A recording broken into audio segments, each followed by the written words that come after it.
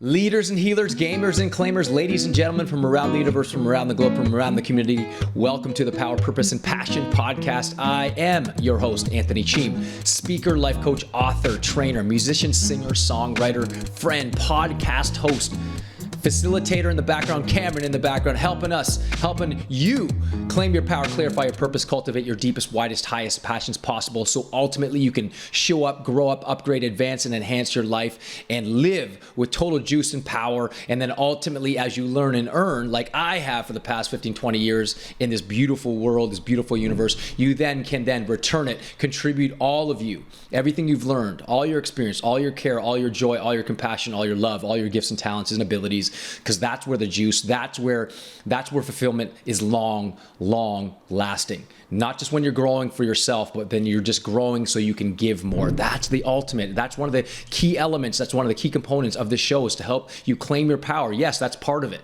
Claiming your power so you can grow your career, spiritually, whatever it is that you want, continuing to upgrade, constant, never-ending improvement. But then ultimately, as you grow and enhance your life, you want to then, if you want to experience the ultimate juice and joy, spiritual meaning and ambition, spiritual, and meet your spiritual needs, I promise you, that is where it's all about, is contributing all of who you are to the world, and then being totally empty at the end of the day, at the end of your life. So it is an absolute pleasure.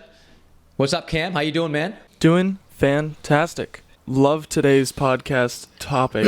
I like that when push comes to shove, you should love rather than when push comes back. Yeah, yeah, push right, back. right. Yeah. Most people do that, and I think in my life, I've realized that for some odd reason, I don't know why, but I've never had like the first reaction to just shove back. It's always been like hide away or like walk away. But love takes actual effort. Like it's a lot easier to either push back or walk away. But to actually come back at a situation with appreciation and love takes a lot of courage. So I'm doing well, and I'm looking forward to hearing what you have to say today. Well, thank you for that. Thank you for introducing the episode, the Cam, and the people on Instagram, and the people, Queen, Unleash the Cheam. That provides it. I like extra electricity for me to do the show even better. So that's why I do it, girl. And for the people on Facebook and listening to this passively, actively, this is a particular episode, as Cam said. I'm very intrigued by this because it came, this sort of topic, or this title of the show, particularly this one here, came out of a meditation. And this morning, actually, and I kept thinking about my relationships and examining where I am, because we're trained and conditioned to defend ourselves. And don't get me wrong, there are certain points you're going to need to defend yourself. You're going to need to push back, no question. And millions of years of evolution and survival instincts, we're trained to either go the 3 Fs, right? When push comes to shove, you either fight, flight, or freeze. And we're not trained to love in response. We're just not, as human beings, not trained to do that, unless we grew up in an environment where our parents, our brothers and sisters, and the people that we hung around the most were doing mostly that. But 97% of the time, or maybe not even more, we're not trained to respond and react in love and to respond. If someone calls you a name, notice what happens when someone calls you a name, or someone criticizes you, or someone attacks your identity, or someone attacks your integrity. Ooh, it hurts. It hurts. It does. Let's admit it. And for the people that go, oh, I don't care what they say, that in and of itself, the fact that you have to say I don't care, means you actually underneath you do. Because otherwise you wouldn't need to say that. You wouldn't need to defend it. And as the moment you defend it, the moment that you defend yourself or defend your point, that invokes ego. And from ego point of view, you can't love, because you're gonna try and defend yourself, defend your point, excuse me, or perhaps attack. I'll get on the defensive, and then I'll get on the offensive. So one of the things that I've learned, and I'm certainly continuing to master, I certainly haven't mastered myself, is to, when someone makes fun of me, or someone writes something about me, or someone says something about me and criticizes my character or something I've done, rather than go, oh, well, and react in fear or angst or betrayal, or feel like, oh my gosh, they're the stupid person, or they don't know what they're talking about, I look, again, like yesterday's episode, I don't turn the mirror outwards, I turn the mirror inwards and sit with it. So what the first strategy I would say to you when push comes to shove, ... love, is to this: completely be silent and still in your own reactions. Notice your own reactions.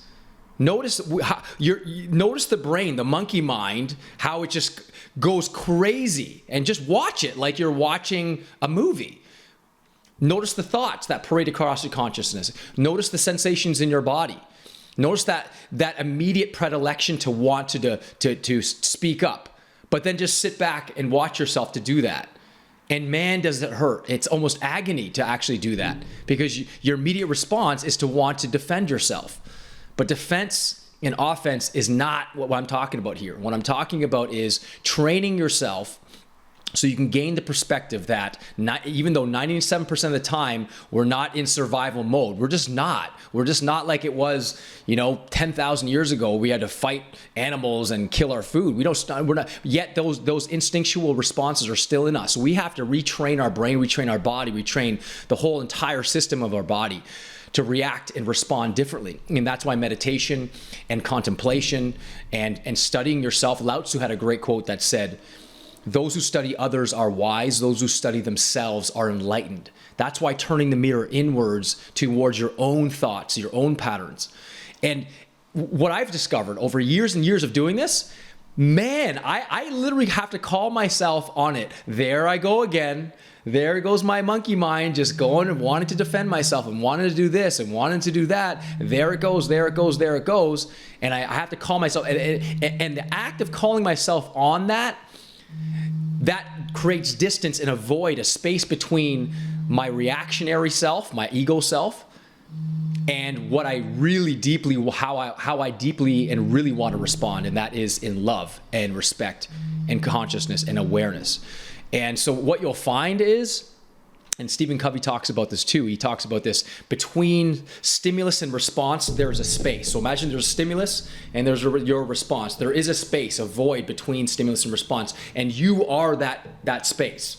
And if you can create space between everything that happens in life, rather than just reacting, knee-jerk reaction to everything that's happening around you, let me tell you something. It becomes so much more liberating to watch yourself, not watch the other person. Because people don't, the truth is, people don't do things to you. They don't.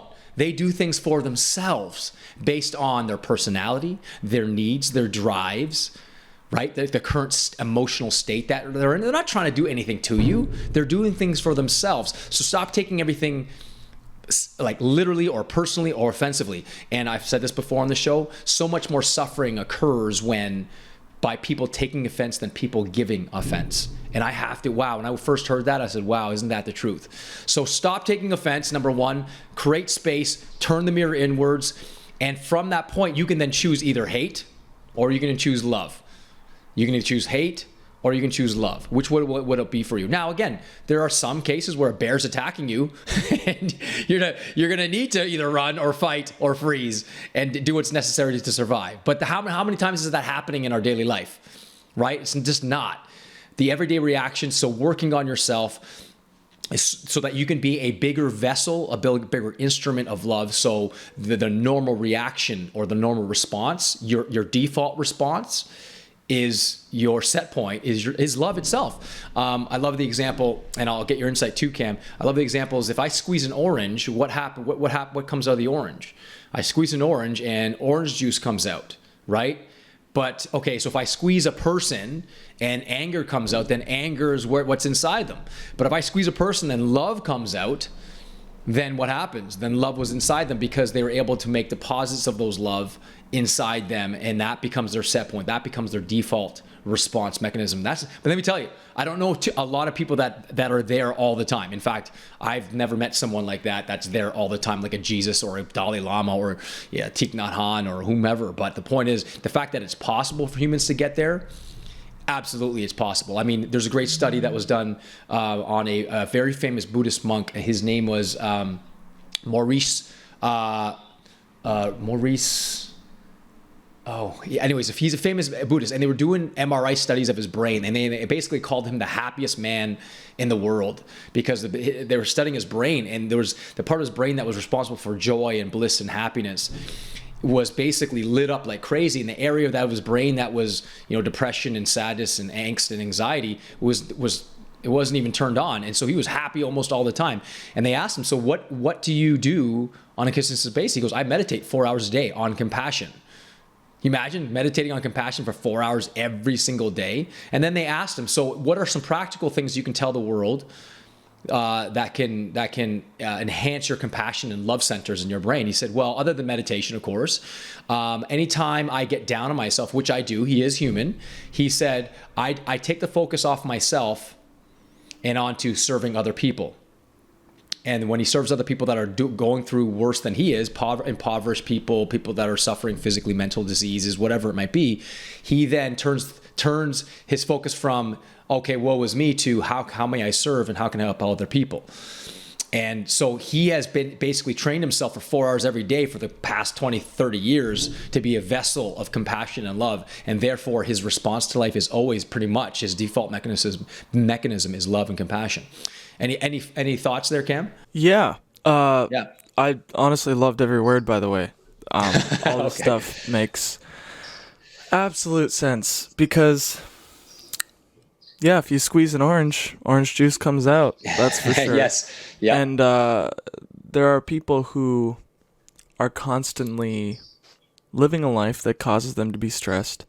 And so they act out in stressful ways. And they respond in stressful ways. Yes. And the one thing I wanted to say was, you just talked about guy who meditates. Man, I've lost my train of thought already. His name is Mathieu. I just looked it up. His name is Mathieu Richard. Okay. And he's been a Buddhist monk for many years, and they call him the happiest man in the world. So. Yeah. Okay. So yeah, I think when people take a step back in their life and they look at the bigger picture and them in that picture, for some people they've achieved it with meditation. Some people just enough BS happens in their life that they just have this aha moment where they give up and they see it all. There are many ways to become aware of that, but it's difficult because we're so caught up in the storm itself, in the painting itself. It's hard to take a step back and see it all. But you sort of realize that each and every one of us, I mean, I don't know if we chose to be here, but I don't remember choosing to be here. I don't remember saying, hey, I want to be born. And so I'm here, and I'm a human, and I have needs. And now, because of life, I have desires, and I can't get rid of either of those things unless I meditate for however long. Of course. Unless I'm a Buddhist monk. Of course. But I have these things, and I've been taught certain ways, and I react in certain ways to certain things, and blah, blah, blah. So on it goes.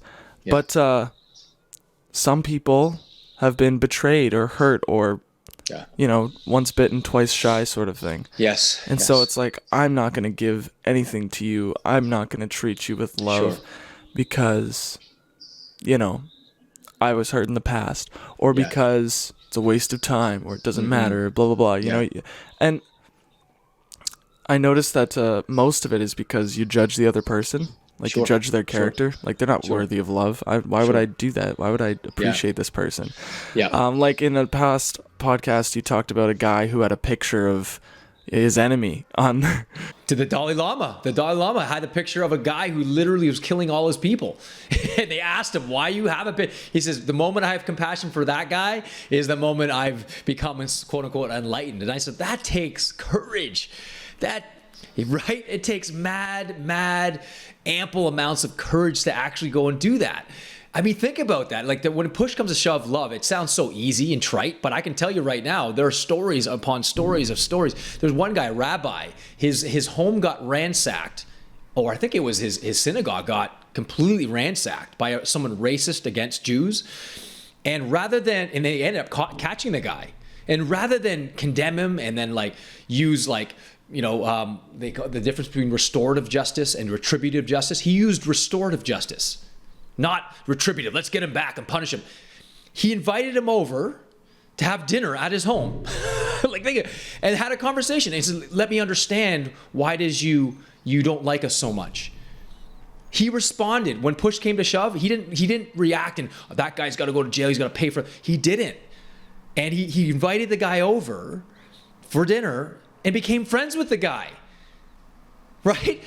Rather than send him to jail and then punish him, and then that deepens his hate. He transformed the guy.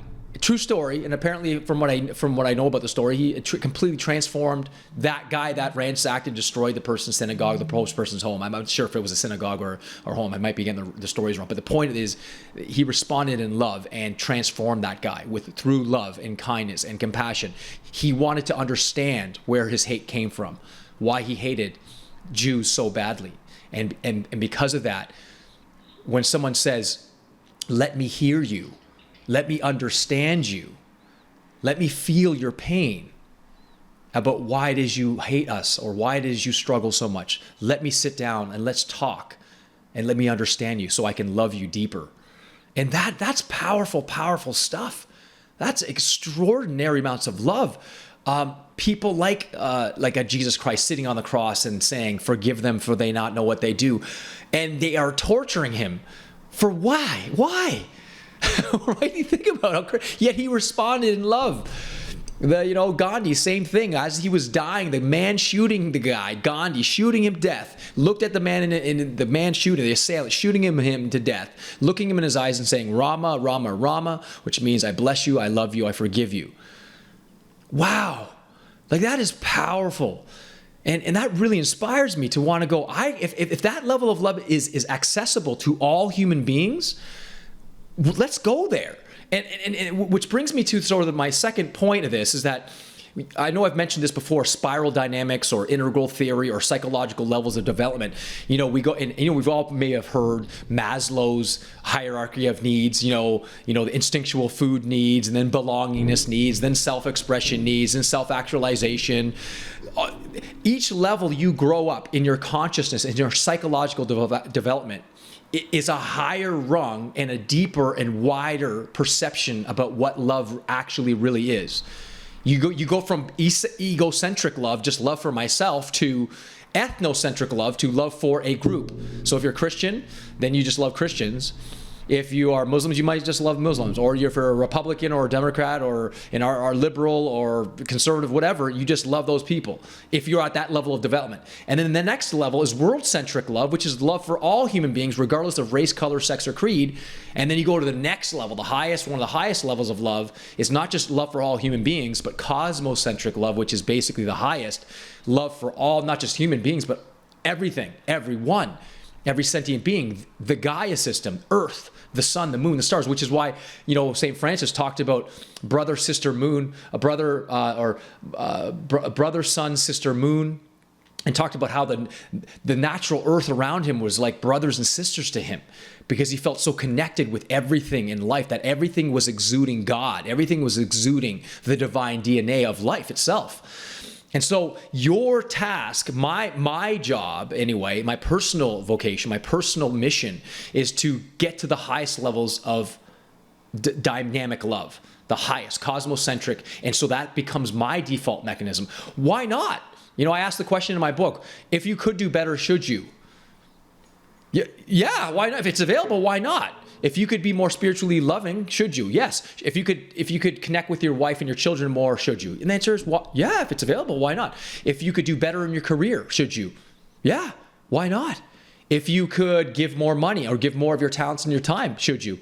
Yeah. Why? If it's available, why not? If you could be healthier, should you? Of course.